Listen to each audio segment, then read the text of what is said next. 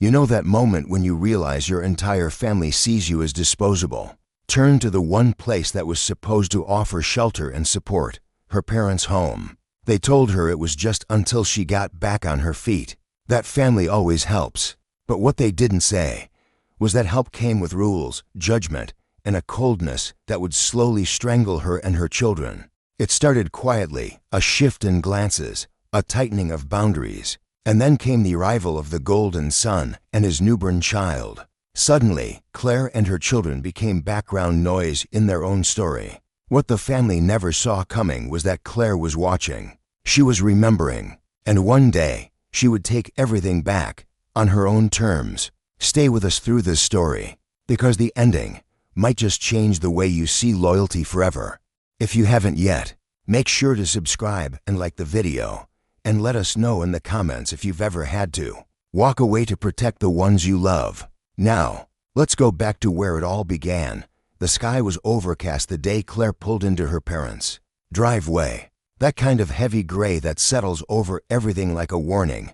Not quite rain, but not far from it either. In the back seat, her twins, Leo and Ava, sat silently. Leo was clutching his sketchpad as if it were armor.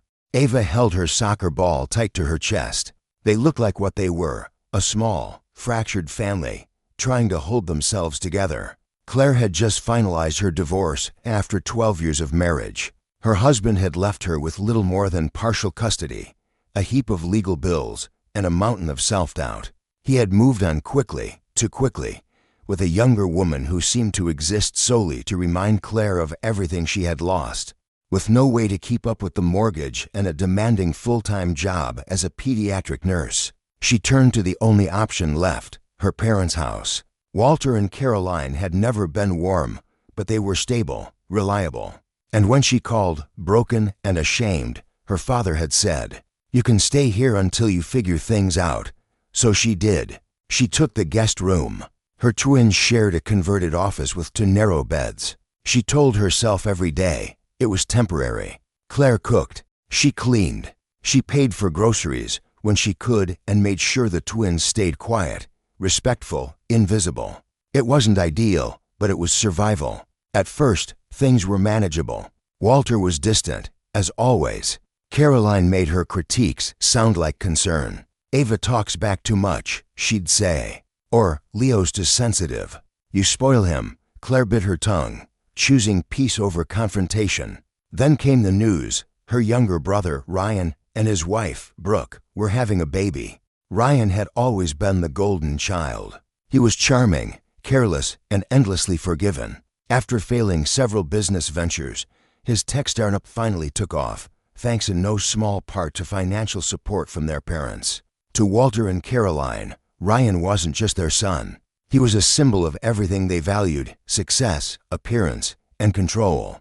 The baby, Noah, was born in early spring. Caroline reacted as though royalty had arrived. She baked for days, redecorated an entire room as a nursery, and ordered custom furniture for when Brooke and the baby would visit. Claire tried not to notice the shift, but it was undeniable. One Easter morning, she watched as her children opened dollar store candy while Noah, barely 2 months old, received a custom basket filled with designer baby clothes and imported chocolates. When Claire gently questioned it, her mother replied, "Let them enjoy this. It's a special time." Claire swallowed the words building in her throat. Ryan and Brooke began visiting more often. The visits turned into overnight stays. Soon, it was every weekend. Then came the announcement. They would move in temporarily while their home underwent renovations. Claire was never asked if that was okay. The space grew tighter. The rules grew stricter. Leo and Ava were told not to make noise during nap time. Their toys were confined to their room. Claire's food was pushed to the side in the fridge to make space for Noah's bottles. Still, she held on. She worked double shifts. She told the kids, "Just a few more months. We'll have our own place by Christmas." But deep down, she knew the house was no longer theirs. It never had been. Late one night, Claire stood in front of the fridge. Leo's drawings, once proudly displayed, had been replaced with printouts of Noah's feeding schedule and a photo labeled "Our Perfect Grandson." She didn't cry. She didn't scream. She simply stood there, staring at that refrigerator, her jaw clenched, her hands trembling. And in that silence, she made a decision. They would not be erased. Not quietly. Not like this. Noah arrived like a storm dressed in baby blue. As soon as Ryan and Brooke brought him home, the family dynamics inside the house shifted, rapidly and without apology. Caroline, now a glowing grandmother, was obsessed. Walter, too, though less vocal, showed an unusual softness in his tone when referring to the baby. Claire noticed it almost immediately. Everything revolved around Noah, his nap schedule, his feedings, his every coup. Her own children, Leo and Ava, were slowly fading into the background like furniture in a room that no longer belonged to them. At dinner one evening, Walter raised a glass to toast Ryan's next chapter in life. Claire sat across from him in silence, her children on either side. Leo tried to show his grandfather a drawing of a dragon wrapping itself protectively round a baby. Walter barely glanced at it. Instead, he turned to Brooke and asked how Noah was sleeping. Claire felt the dismissal like a slap. Leo, though too polite to say anything, quietly tucked the drawing back into his notebook.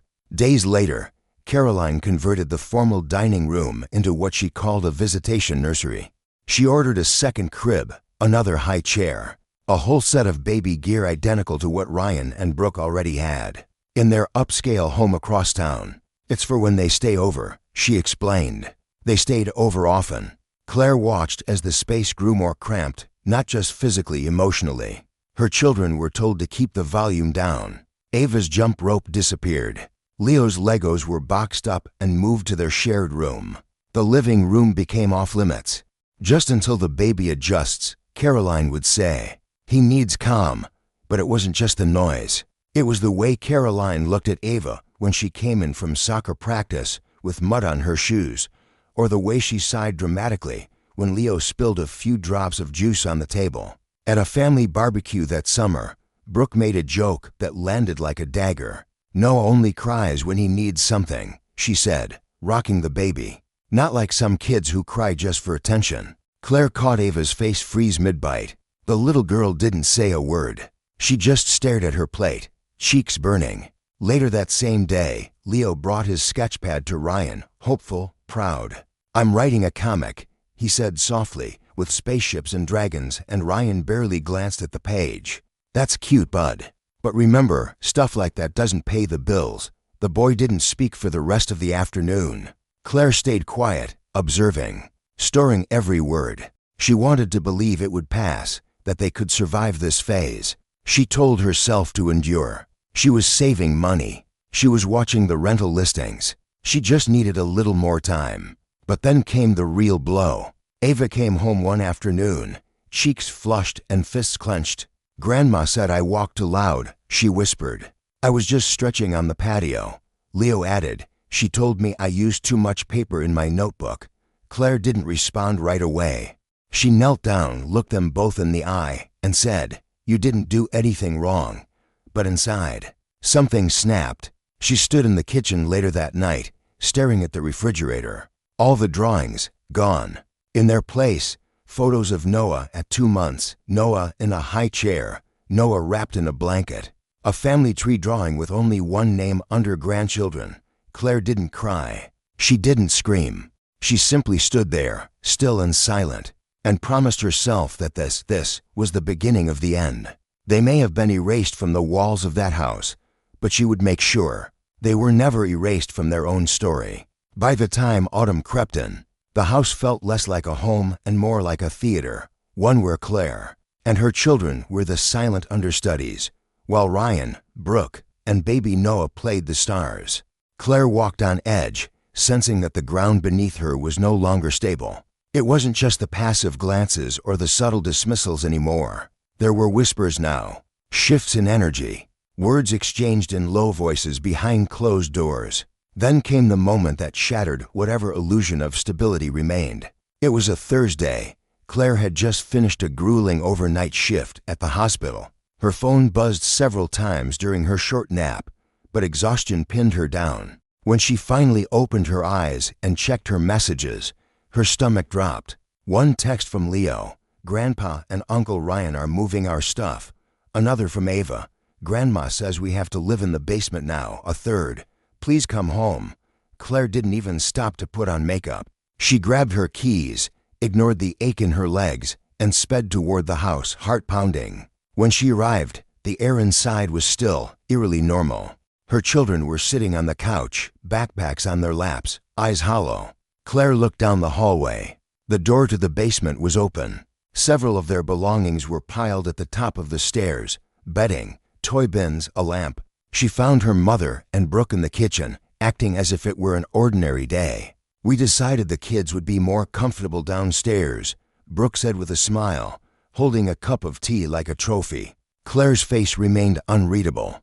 You decided, she repeated. Brooke glanced at Caroline for backup. We needed more space upstairs, Caroline said. Noah's nap schedule is getting longer, and Brooke needs a home office for her consulting work. Claire's jaw clenched. So you put 2 children in a damp, unfinished basement, without telling their mother. It's temporary, Walter's voice chimed in as he walked into the room.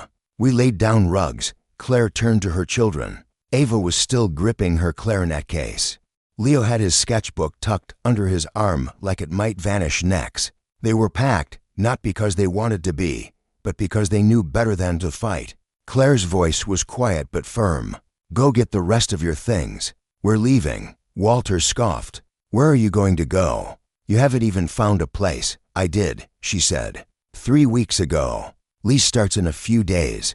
There was silence. You've been planning this behind our backs? Caroline asked, hurt layered beneath accusation. I've been surviving, Claire replied. And your actions just confirmed I made the right decision. Ryan, now standing in the hallway, leaned against the wall, arms crossed. All this drama over a room change? He asked with a smirk. Claire turned to face him, eyes steady. No. All this because for months, you've all made it clear that my children are second-class citizens in this house. And I'm done pretending otherwise. Her parents tried one last defense. A blend of guilt and tradition. You walk out now, Walter said, and you may not be welcomed back. Claire nodded slowly. That's something I can live with. And with that, she walked out, twins beside her, their belongings in tow. No tears. No screaming. No dramatic farewell. Just the quiet sound of a mother finally choosing her children over the illusion of family. In the days following their exit from the house Claire once called home, a strange calm set in, the kind that comes after a storm when everything is still. But you know something fundamental has changed. Claire and the twins stayed with Nancy, a co-worker who had quickly become more like family than anyone with a shared bloodline. Her modest home welcomed them with warmth, a guest room made up with fresh sheets, an air mattress for the kids, and cocoa waiting on the stove. Leo didn't say much that night. Ava curled up next to Claire on the couch during a movie none of them were really watching and whispered, "It's quiet here." But the good kind of quiet.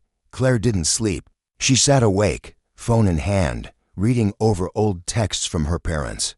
The tension still buzzed beneath her skin, but it wasn't fear anymore. It was resolve. The next morning, Claire called in a personal day from work and took the kids back to the house. Not to stay, but to retrieve what was left of their lives. Walter opened the door. His face was hard, unreadable. "Noah's sleeping," he said without a greeting. "Don't wake him." Claire didn't respond. The kids moved past him quickly, silent but purposeful. Caroline was in the kitchen. Folding towels like the routine would protect her from what had happened. She looked up briefly and then returned to her task. Claire surveyed the space that once held all her effort, all her submission. The same floors she had mopped, the same counters she had scrubbed after double shifts, the same silence she had endured for 2 years. "We'll be gone in under an hour," she said simply. Ava headed to the room she once shared with Leo and began pulling down the few posters still taped to the wall. Leo gathered his drawings and the small wooden dragon sculpture Claire had given him on his last birthday, one of the few things that hadn't been pushed into storage. Claire moved from room to room, collecting their belongings. Some things were missing, others damaged, but she had warned the twins before they left Nancy's house that what they carried in their hearts mattered more than what they left behind. Walter stood by the front door when she returned with the last box. "You really think you're doing the right thing?" he asked. Claire looked at him evenly. I know I am. Caroline stepped into the hallway, her voice softer this time. You could have just spoken to us. I did, Claire said. Many times. You just never listened. Caroline's mouth opened to reply, but nothing came. Instead, she reached out, touching Claire's arm. Your mother cried all night. Claire didn't flinch. My daughter did too, the night you told her she walked too loudly to be near your grandson. For a moment, there was silence. Not the kind that comes from resolution, but the kind that confirms there's nothing left to say. Claire turned to the twins. Are you ready? They both nodded. And as they crossed the threshold, Claire didn't look back. There was no apology offered, and she no longer needed one. That evening, back at Nancy's, Claire stood by the window and watched Leo and Ava laugh over burnt toast they made themselves. No one yelled. No one shushed them. They were free. Nancy walked over, handing Claire a glass of water. You're not just leaving a house, she said. You're breaking a cycle. Claire didn't speak. She just nodded, eyes fixed on her children. They had been cast aside, but now they were reclaiming every piece of themselves. The night they left Caroline and Walter's house for good, something shifted, not just in geography, but in spirit. In Nancy's living room, surrounded by secondhand furniture and mismatched blankets, Claire and her children exhaled for the first time in months. It wasn't extravagant, but it was enough. It was safe. Nancy had made space for them without conditions, without judgment. She offered them more dignity in 2 days than Claire's parents had in 2 years. That night, Leo asked Claire a question as she tucked him in on the air mattress beside Ava. Are we really not going back? Claire nodded. We're not. He looked at the ceiling. Not even for Christmas. Not even then. In the morning, Claire took them to see something she had kept secret. A small rental house a few blocks from the hospital. The lease had been signed weeks earlier, quietly and cautiously. She hadn't wanted to believe she'd actually need it. But now, it was their future. The house was nothing special on the outside. A tired lawn, peeling paint, a squeaky front gate. But inside, there was space. Real space. A bedroom for each child. A small kitchen with morning light. And most of all, silence that didn't come from fear. Claire handed the keys to Leo. Want to open it? He hesitated, then slid the key into the lock and turned it. Ava was the first to step in. It smells like old books, she said. Leo added, and hope. They laughed. Claire smiled. That afternoon, Nancy and a few co-workers from the hospital helped move in the basics. An old sofa, some borrowed chairs, boxes of books and toys. Claire paid a high school student to help carry in the beds. That night, they didn't unpack much. Instead, they ordered pizza, ate on the floor, and told stories, not of the past, but of what they'd do next. Leo wanted to hang up every single drawing he'd ever made. Ava said she was going to paint her walls purple and hang fairy lights. No one told them no. After the kids fell asleep, Claire walked through the house, one room at a time, touching the walls like they were something sacred. This house wasn't a gift. It wasn't a loan. It was something she had built, piece by piece, choice by choice. Her phone buzzed. A message from Caroline. We just want to see the kids. They miss their grandparents. Claire stared at the screen for a long time before locking it and setting it down. That door was closed, not locked out of spite, but out of protection. Days passed quickly as they settled in. Claire returned to work, now a little less afraid of the future. The kids started new routines, walking to school, helping with dinner, filling their rooms with color and sound. One evening, Ava sat beside her mother on the couch and asked, "Do you think they ever realized how unfair it was?" Claire paused. "I think some people know, but they pretend not to. Because fairness means giving something up." Leo chimed in from the hallway, holding a new sketch. "I think they thought we didn't notice." Claire looked at both of them, these small, strong human beings, and knew they had noticed everything. But they had survived it. And more importantly, they had escaped it. Later that night, Claire stood outside under the porch light. The air was cool, still carrying a hint of winter. Inside, she heard Ava practicing clarinet, the sound soft and imperfect but free. And for the first time in years, Claire didn't feel like she was waiting for something to go wrong. She just stood there, breathing, finally belonging to a life that was theirs. Claire never imagined how powerful it would feel to watch her children move freely, without hesitation, without seeking approval for every little thing. In their new home, Leo no longer whispered when he talked about his art. Ava didn't tiptoe through the hallway. There were no rules about who could use which part of the house, and no sighs of disapproval when someone laughed too loud or left a book on the table. For the first time in years, Claire wasn't apologizing just for existing. The rental wasn't perfect, the bathroom tiles were chipped, the oven clicked twice before it turned on, and the living room window stuck on humid days. But every imperfection felt like a mark of independence. It was theirs. Each morning, she woke up to sunlight in the kitchen and the sound of her kids actually enjoying breakfast. Leo doodled on the back of cereal boxes while Ava practiced soccer tricks in the hallway, bumping the walls occasionally, laughing without fear. One Saturday, Claire found Leo taping a series of drawings along his bedroom wall. "You sure I can do this?" he asked, hesitating with a strip of tape. "It's your room," Claire said. "You don't need to ask any more." Ava had started hanging string lights above her bed. She played music during the day and practiced clarinet in the evenings, door wide open. They weren't louder than they'd ever been before. They were just no longer silenced. Claire herself was changing, too. After years of walking on emotional eggshells, she was learning to rest, really rest. She started making plans again. She met Nancy for coffee without checking with anyone first.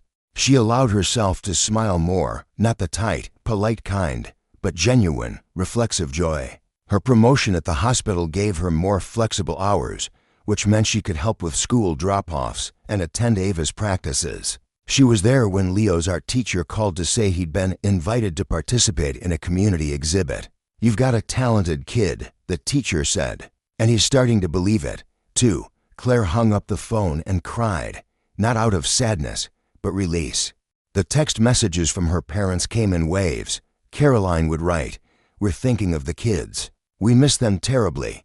Walter sent fewer words, usually practical or veiled reminders. "Spring break is coming up. Don't forget how much they enjoyed the Easter egg hunts here." Claire never responded. She wasn't ready. More importantly, her children weren't. There were still moments of doubt. Nights when she sat on the couch after the kids were asleep, wondering if she had done the right thing. Then she'd remember the way Leo used to wait for permission to speak, or the way Ava flinched at raised voices. And she'd remember this wasn't just about space. It was about dignity. It was about raising children who knew deep in their bones that they were enough, not because someone chose to include them, but because they no longer needed anyone's permission to belong. One night, after Ava's clarinet practice, she walked into the kitchen with a question. "Do you think Grandma will ever say sorry?" Claire paused. "She might. One day. But what if she doesn't?" Claire met her eyes. "Then we still have peace. And that's better than any apology." Leo joined them moments later, barefoot, a pencil smudge on his cheek. "Can we make pancakes for dinner?" Claire smiled. "Why not?" They danced around the kitchen that night, flipping pancakes, spilling batter, laughing until the walls echoed.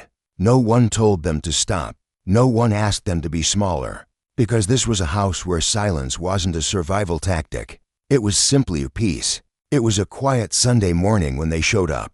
Claire was folding laundry in the living room when the knock came, sharp, purposeful. She froze for a second, her breath catching. Then, with practiced calm, she opened the door. Standing there were Caroline and Walter. No warning, no text.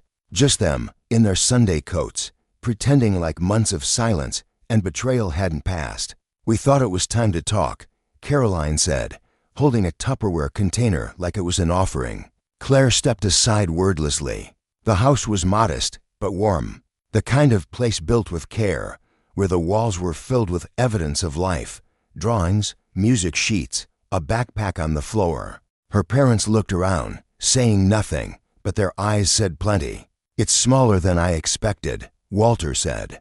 Claire responded evenly. "It's enough." They sat at the kitchen table. Caroline placed the container between them like a peace treaty. "We made your favorite, banana bread. From scratch." Claire didn't touch it.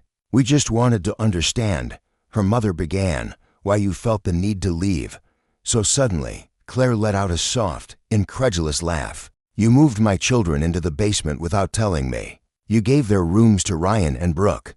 You treated them like they were intruders. Walter interjected. You're blowing this out of proportion. No, Claire said. I've been minimizing for years. I've been shrinking myself, teaching my kids to be invisible for you. That's over. Caroline leaned forward, voice softening. We miss them. Ryan misses them. Claire raised an eyebrow. Ryan barely acknowledged them unless they were in his way. And Brooke made sure they knew it. They were just overwhelmed with the baby, Caroline insisted. It wasn't personal. It became personal the moment you chose them over us. Repeatedly, the room went quiet. Just then, the front door opened. Leo and Ava stepped in, backpacks slung over their shoulders. They froze when they saw their grandparents. Caroline stood immediately. There they are. My sweet babies. Neither child moved. Leo glanced at his mom. Ava clutched her clarinet case. Claire walked over and gently took their backpacks. Why don't you go start your homework? The children disappeared into their rooms without a word. Walter spoke again. They seemed cold. Claire turned slowly. They're protecting themselves. They remember what it felt like to be erased. Caroline's eyes welled up. That was never our intent. Claire nodded. Intent doesn't undo impact. They sat in silence for a long moment. Finally, Walter stood. Look, maybe we mishandled things, but this distance isn't good for anyone. Claire met his gaze. Then earn your way back. With respect. With consistency. Not banana bread. Outside, the wind picked up, leaves scattering across the porch. Walter sighed, defeated. Caroline placed the untouched container on the counter and followed him to the door. At the threshold, she turned back. You've built something strong here, but don't shut us out forever. Claire didn't respond. She just closed the door softly behind them. That night, Leo climbed into his mom's bed. Are they mad at us? He asked. Claire stroked his hair. Maybe. But that's not your fault. Do we ever have to go back? She looked him in the eyes. No, we don't. And in that quiet room, wrapped in clean sheets and unconditional love, a boy who had once been made to feel invisible closed his eyes and finally felt seen. Peace wasn't loud. It didn't arrive with fanfare or finality. For Claire, it crept in slowly, like soft light at dawn, revealing corners of herself she hadn't seen in years. But with peace came a peculiar discomfort. After so many months of survival, stillness felt foreign. There were no footsteps to brace for, no doors slamming, no sudden changes in tone that made her children freeze mid-sentence. And yet, Claire found herself waiting for them anyway. At first, she checked her phone constantly, expecting some form of backlash, a guilt-laden message, a new accusation, some announcement meant to remind her she was ungrateful. But instead, there was silence, real silence.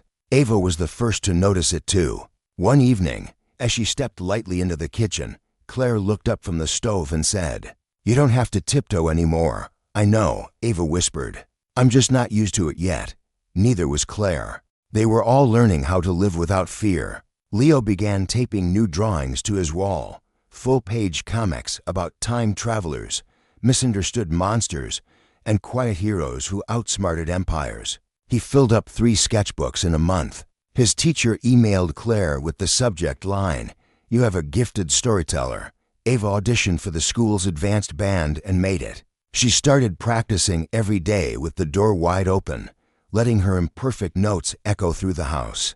Claire came home one afternoon to find Ava dancing with headphones on in the living room, spinning like no one was watching. She wasn't being watched, not critically, not unfairly, just loved. That's when Claire understood. They hadn't just left a toxic environment. They had stepped into possibility. One Saturday, they visited the local library, something they hadn't done in months.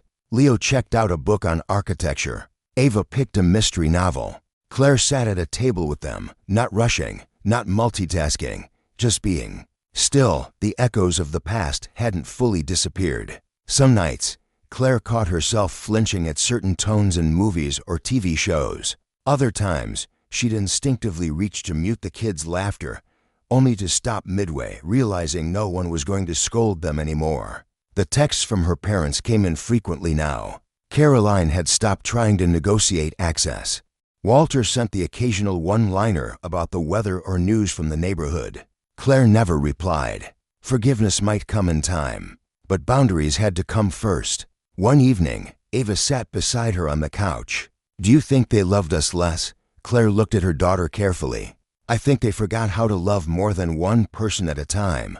Ava nodded, not fully understanding, but enough to feel validated. Later that night, Leo brought out a new drawing. This one showed a mother and two kids standing in front of a small house. Above them, the stars formed a sentence: "Some families you're born into, others you build." Claire stared at it for a long time. "Can I hang it in the kitchen?" he asked. "You can hang it anywhere," she replied. The next morning, Claire sat by the window with coffee in hand, watching her children eat breakfast without rushing, without fear. It wasn't perfect. The sink was full of dishes. The bills were still tight. The floor creaked. But no one was trying to shrink each other. No one was erasing anyone. They had found peace, not because life had gotten easier, but because they had stopped apologizing for needing space in it. By the time winter arrived, Claire and her children had settled into what could finally be called a normal life. Not the performative normalcy she once clung to in her parents' house, the kind held together by silence and obligation, but something quieter, deeper. A normal rooted in stability, routine, and the certainty that they were safe. They decorated for the holidays with thrifted ornaments and homemade crafts. Leo drew a comic strip nativity scene and taped it to the fridge. Ava insisted on hanging string lights around the windows. Even though they flickered unpredictably, they laughed about it, not caring if it was perfect.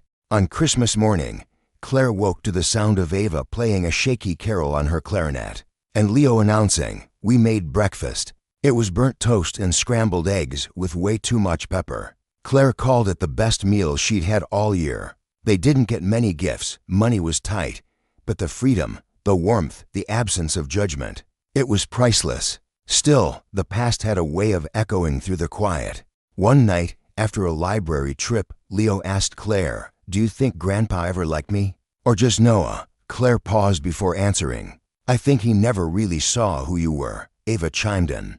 "I think Grandma did see. She just looked away." It wasn't said with anger, just clarity. Claire saw it too, the lingering traces of what they'd endured. Ava still hesitated before playing music too loud. Leo still double-checked whether he could tape things to his wall. Healing was happening, but it was slow, and it carried the weight of memory. Then came a phone call Claire didn't expect. It was from her Aunt Rachel, her mother's younger sister. "I thought you should know," Rachel said gently. "Ryan and Brooke moved out. Things got messy after you left." Claire didn't ask for details, but Rachel gave them anyway. Without Claire in the house to manage meals, chores, and the unspoken emotional labor, the cracks began to widen. Brooke returned to work full-time. Caroline, overwhelmed with childcare, grew impatient. Ryan started staying late at work. Arguments erupted. By the time the baby turned one, the golden family unit had fractured. Claire didn't gloat. She didn't even feel vindicated, just numb. A few weeks later, the unexpected happened again. A message from Walter. "We'd like to see the kids. Just the four of us. If that's okay, no Ryan. No Brooke. No Noah." Claire hesitated for days. Finally, she asked Ava and Leo what they wanted. Ava shrugged. "I don't care about them liking us anymore," Leo added, "but I kinda want them to see we're okay. Even without them." So Claire agreed. The visit was brief, polite, controlled. Her parents asked the kids about school, about music, about art. They listened. They didn't interrupt. They didn't compare. For the first time, it felt less like a performance and more like a glimpse of recognition. As they left, Caroline hugged Claire longer than she expected. "You've built something good here," she whispered. It wasn't an apology, but it was something. On the drive home, Ava turned in her seat. "Did you feel bad when we left their house?" Claire thought for a moment. "I felt scared, but not wrong," Leo spoke softly. "I felt like we were characters that got erased." Claire looked at both of them, her heart full. "Then I'm glad we started writing our own story." Later that night, Leo taped a new drawing to the wall. It showed a small house glowing beneath a starry sky. On the front step stood a mother and two kids, arms linked, eyes forward. Above them, handwritten in the stars, "We found our place." Not because they gave it, but because we took it back. And in that moment, Claire understood. They weren't waiting for love anymore. They were living in it. Spring arrived like a quiet promise. Claire hadn't realized how long she'd been holding her breath until she finally exhaled in a space that was fully and only theirs. The trees outside their home bloomed with soft pinks and greens. Birds nested near the gutters. Leo opened his window every morning just to listen. Their rental, while modest, had begun to transform. Ava's room was now a constellation of string lights, drawings, and Polaroids taped to the wall. Leo had covered nearly every corner of his with comics, sketches, and carefully arranged art supplies. The living room was still small, but it echoed with music, clumsy dancing, and burnt popcorn. Then came something unexpected, a chance. A small, 3-bedroom home a few blocks away went up for sale. Nothing flashy, just an old house with chipped paint and creaky stairs. But Claire saw it and felt a pull. It wasn't about the space. It was about planting roots no one else could rip up. She hesitated at first. Could she do it on a single income? Was it smart? Was she enough? Then she remembered the basement, the silence, the judgment, and she made an offer. A month later, the house was hers. When she handed the keys to Ava and Leo, they stood on the front porch in stunned silence. "This is ours?" Ava asked. Claire nodded. Every wall, every squeaky step. Leo's eyes widened. For real as it gets. They ran inside. It was empty, echoing, full of sunlight. Leo ran his hand along the bare walls. Ava opened every cabinet. Claire stood in the center of the living room, hands trembling, not from fear, but from freedom. They spent the next few weekends cleaning, painting, making it their own. Nancy dropped off housewarming gifts. Co-workers brought over tools. Even Leo's art teacher donated an old drafting table. The house came alive slowly, but deliberately. One day, while planting flowers in the front yard, a car pulled up. Walter stepped out, toolbox in hand. No pretense, no lecture. "I brought mulch," he said. Claire blinked, unsure whether to laugh or cry. She said nothing, but stepped aside. He stayed for an hour, fixed a leak under the sink, changed a faulty light switch. He didn't ask for thanks. As he left, he looked at the home, at the kids laughing on the porch, and said simply, "You did good, Claire." It wasn't a full apology, but it didn't need to be. That night, Leo showed Claire his latest drawing. 3 figures on a hilltop, arms raised toward a glowing sky. The stars above them spelled out a single sentence: "We weren't chosen, so we chose ourselves." Claire stared at the image for a long time. Then she taped it to the fridge, not to hide the past, but to honor what they'd survived. That evening, as the house settled into quiet, Claire sat on the porch steps, sipping tea. Behind her, Ava played clarinet. Leo argued with a YouTube tutorial. The kind of chaos that used to be punished, now a soundtrack of joy. She didn't think about her parents. She didn't think about what was owed or what was lost. She only thought of what had been reclaimed. They weren't waiting for anyone to choose them anymore. They had chosen each other. And that, she realized, was the kind of love no one could ever take away again. Have you ever had to walk away from people you love just to protect your peace? Let us know in the comments below. And if this story moved you, don't forget to like, subscribe, and share it. Your voice matters, especially here.